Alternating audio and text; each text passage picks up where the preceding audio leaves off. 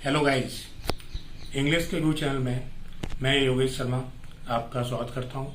जैसा कि हम लोग पार्ट्स ऑफ स्पीच के बारे में पढ़ रहे थे, भी सारे पार्ट्स ऑफ स्पीच को मैंने आपको शॉर्ट इंट्रोडक्शन दिया एक्सप्लेनेशन के द्वारा, जिसमें आपको मैंने डेफिनेशन विद एग्जांपल समझाया। अब आज इसके आगे जो इंडिविजुअल पार्ट्स हैं इसके, उसके बारे में बताऊंगा। जैसे कि आप लोग जानते हैं पार्ट्स ऑफ स्पीच मेनली 8 होते हैं, लेकिन मॉडर्न इंग्लिश ग्रामर में इसका एक 9वां पार्ट भी होता है, 9th पार्ट भी होता है, जिसको मैंने आपको शॉर्ट में समझाया आर्टिकल्स के बारे में। जनरली क्या होता है कि हर व्यक्ति आपके चैनल को जब क्लिक करता है तो एक एक्सपेक्टेशन के साथ करता है कि मुझे जो मैं चाह रहा हूँ वो उसमें मिलेगा, कंटेंट मिलेगा। लेकिन होता क्या है कि कुछ टीचर्स उन एक्सपेक्टेशन को, उन अपेक्षाओं के ऊपर ज्यादा ही जोर डालते हैं और कुछ ऐसा कंटेंट बना देते हैं जो कि किसी स्टूडेंट के लिए बहुत ज्यादा कंफ्यूज करना होता है। तो इस कंफ्यूजन को कंप्लीटली क्लियर करने के लिए मैंने 4-5 दिन काफी मेहनत की और एक ऐसा कंटेंट ढूंढने की कोशिश की जिससे आपको नाउन एकदम क्लियर हो जाए, कंफ्यूजन ना हो। क्योंकि बहुत सारे लोगों की बहुत सारी थ्योरी है।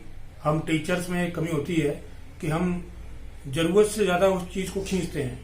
मेरे अंदर भी कमी है, बट मैंने कोशिश की है कि आपको एक ऐसा कंटेंट दूं जिससे आपको नाउन एकदम क्लियर हो जाए, समझ में आए कि हम नाउन को आइडेंटिफाई कैसे करें। और नाउन के बारे में कुछ और इंडिविजुअल थ्योरीज दी हैं, जैसा कि मैं आपको बोर्ड पर लिखा है सम थ्योरीज। फर्स्ट थ्योरी दी है विजिबल एंड इनविजिबल। मतलब ये बताया गया है कि नाउन विजिबल भी होती है और इनविजिबल भी होती है। तो विजिबल मतलब होता है आपका जो चीज हमें दिखती है, दृश्य, और इनविजिबल मतलब अदृश्य। तो उनके अनुसार नाउन विजुअल होती है। मैंने कुछ आपको एग्जांपल दिए हैं, जैसे नाउन दिया Raj, chair, girl, water, air and milk. ये सारी ऐसी नाउन है जो कि विजिबल है, हमें दिखाई पड़ती हैं। इनविजिबल के अंदर कुछ एब्स्ट्रैक्ट नाउन आ जाती हैं, भाववाचक संज्ञाएं, जैसे कि joy, grief, sin, lie and happiness and honesty. तो ये सारी चीजें ऐसी हैं जो कि एब्स्ट्रैक्ट नाउन में आती हैं, भाववाचक संज्ञा में आती हैं, जिनको हम केवल फील कर सकते हैं, हमें दिखाई नहीं पड़ती हैं। तो जब आप किसी भी स्टूडेंट को बताएंगे कि नाउन का जो बेस है वो क्या है, विजिबल इनविजिबल, अब विजिबल इनविजिबल के चक्कर में वो ऐसा उलझता है कि वो सेंटेंस देखता है विजिबल इनविजिबल। तो ये थ्योरी मेरे अकॉर्डिंग ठीक नहीं है, मैं इसका खंडन करता हूँ। विजिबल इनविजिबल से कोई व्यक्ति आइडेंटिफाई नहीं कर सकता है कि नाउन है या नाउन नहीं है। सेकेंड थ्योरी दी है कुछ लोगों ने सब्जेक्ट एंड ऑब्जेक्ट, यानी जो नाउन है वो सब्जेक्ट और ऑब्जेक्ट दोनों फॉर्म में पाई जाती है किसी सेंटेंस के अंदर। तो मैंने एग्जांपल दिया है आपको, राम किल्ड रावण, राम ने रावण को मारा। अब यहाँ सब्जेक्ट में राम है और ऑब्जेक्ट में रावण है, तो राम भी नाउन है और रावण भी नाउन है।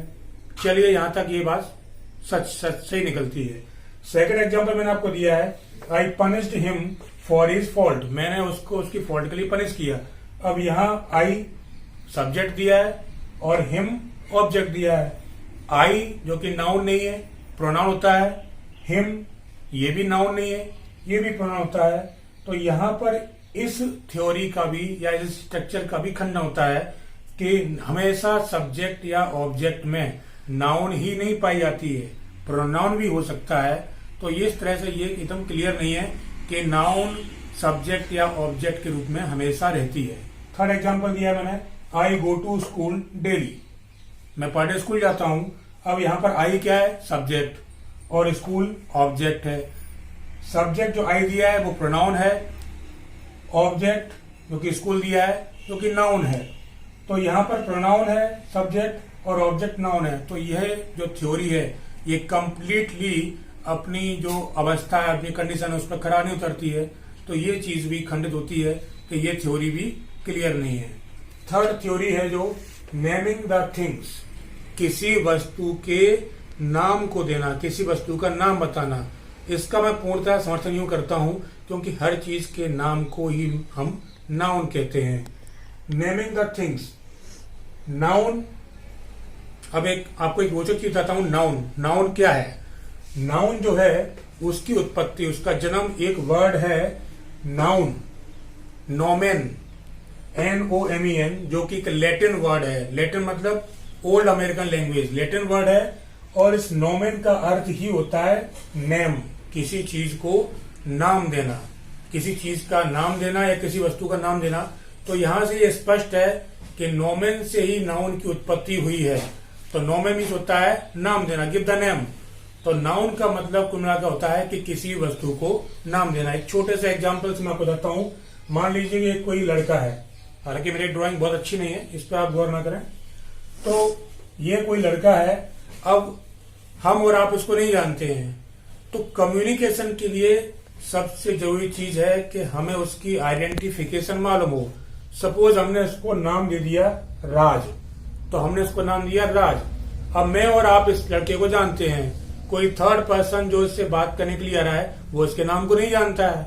तो मान लीजिए ये कोई स्ट्रेंजर है, थर्ड पर्सन, अब वो इसको नहीं जानता है, तो वो उसको नाम से नहीं जानेगा, वो उसको एक नया नाम देगा बॉय। राज एक लड़का है तो उसको दो नाम हो गए, राज और बॉय। फोर्थ पर्सन जो है वो इसका फादर है। अब वो इसको नाम से नहीं बुलाएगा, वो उसको बुलाएगा बेटे के नाम से, तो उसने इसको नाम दिया सन।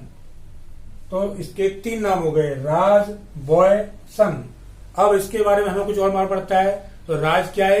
एक स्टूडेंट है, स्कूल जाता है, तो हमने इसको एक और नाम दिया स्टूडेंट। अब राज की अवस्था बारे में पता करते हैं। तो राज की जो एज है वो एक चाइल्ड एज है, तो हमने इसको एक और नाम दिया चाइल्ड।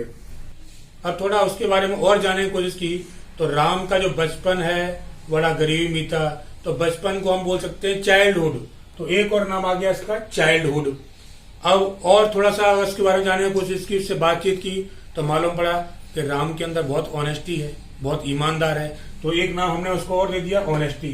तो इस प्रकार से राज, बॉय, सन, स्टूडेंट, चाइल्ड, चाइल्डहुड, ऑनेस्टी, काफी सारे नाम हो गए। बिना नाम के हम किसी व्यक्ति के बारे में नहीं जान सकते हैं।